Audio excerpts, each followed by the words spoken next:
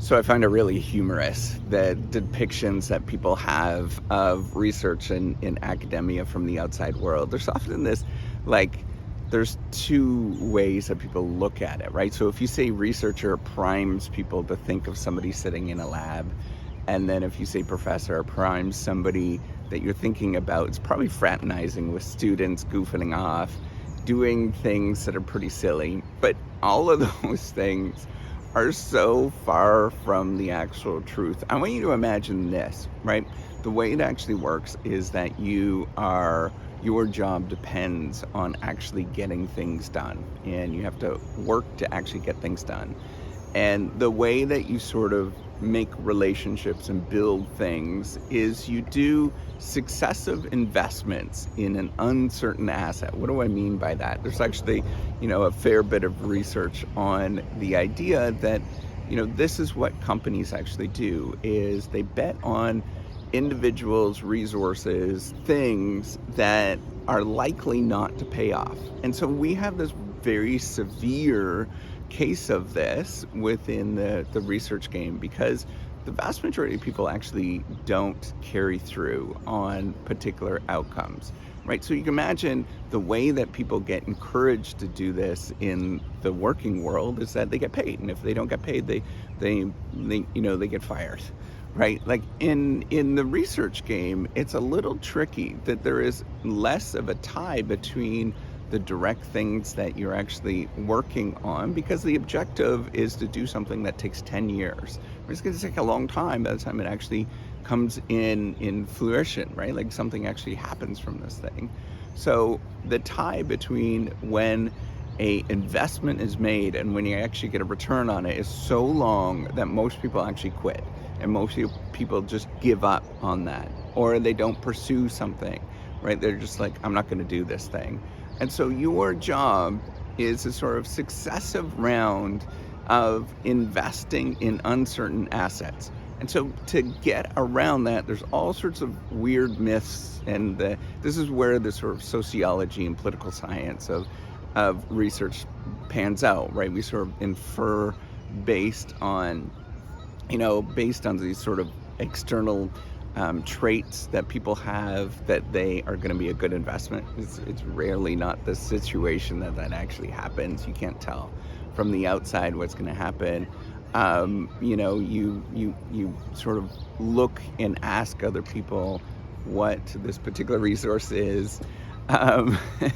You make all of these sort of judgment calls, right? And sort of making this investment of, is this actually worthwhile of an investment? And, most of the time what ends up happening is that it's not worthwhile, right? And that's the trouble, right? It doesn't matter what you're actually looking at that investment is, right? Whether it's individuals, whether it's actually investing in data or computer programs or whatever, right? Like all sorts of stuff. Graduate students, the investments rarely pan out, and so you have to be very conservative, and your goal is to weed out or screen or do a better matching. However, the sort of language that you have, categorize things in different ways. Your goal is to actually get to the point where you have better odds at actually getting this work done that takes 10 years to actually get it done.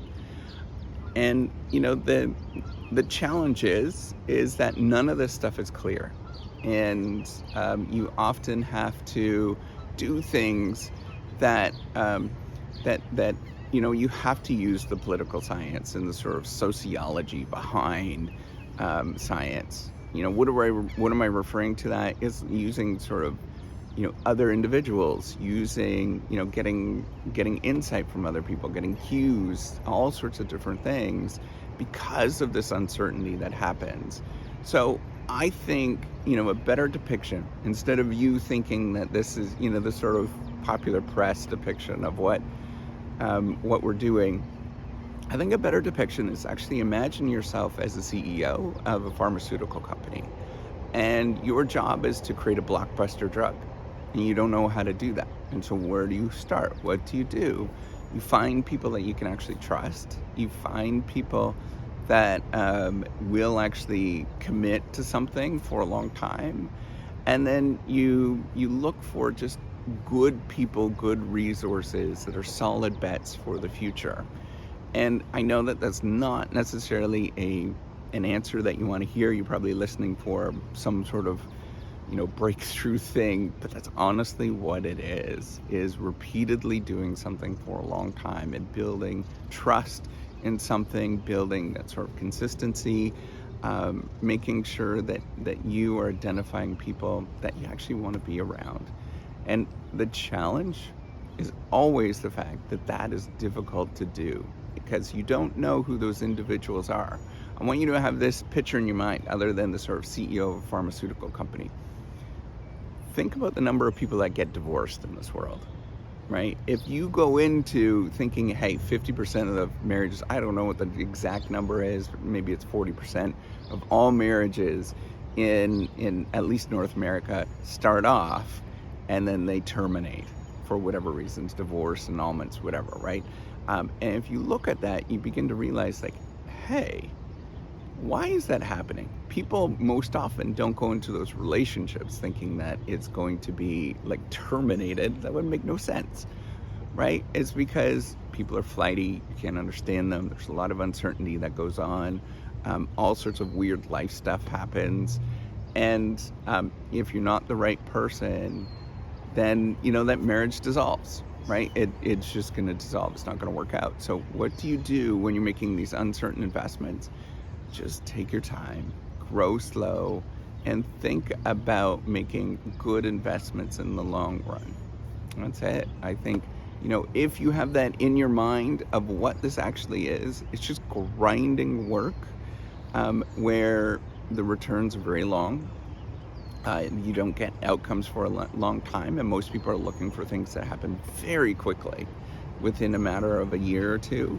And so you go through these moments. This is one of the hardest things you're gonna go through. You go through moments where you'll get no credit.